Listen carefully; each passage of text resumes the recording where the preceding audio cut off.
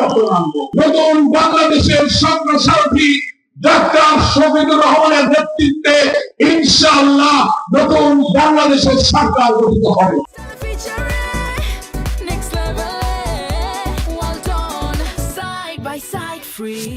সবাই বলছে আমরা এখন পরিবর্তন চাই। পরিবর্তন মানে পিছনে যারা ছিলেন তাদের আর দরকার নাই, এখন নতুন কিছু চাই।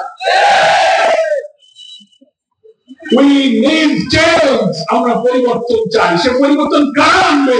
ওই পূর্বের দুর্নীতিবাদ, চাঁদাবাদ, মস্তান, খুনি, বাটপারদের দ্বারা এই পরিবর্তন আসবে না। আমরা এই পরিবর্তন আনবো 11 দল।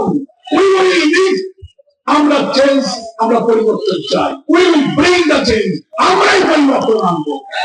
সেই জন্য বেলাল হোসেন মিয়াজি 11 দলের সমর্থিত জামাত ইসলামীর মনোনীত প্রার্থী এই আসরে দাঁড়িপাল্লায় ভোট দিয়ে তাদেরকে আমাদের বিজয়ী করতে হবে। 300 আসনের পার্লামেন্টে 11 দল যাকে যেখানে মনোনয়ন দিয়েছে সেই প্রতীকেই জনগণ ভোট দিয়ে মেজরিটি আসন যদি পায় তাহলে বাংলাদেশ জামাত ইসলামীর আমির, বিশ্বনন্দিত জননন্দিত নেতা, নতুন বাংলাদেশের স্বপ্নসারথী ডাক্তার শফিকুর রহমানের নেতৃত্বে ইনশাআল্লাহ নতুন বাংলাদেশের সরকার গঠিত হবে।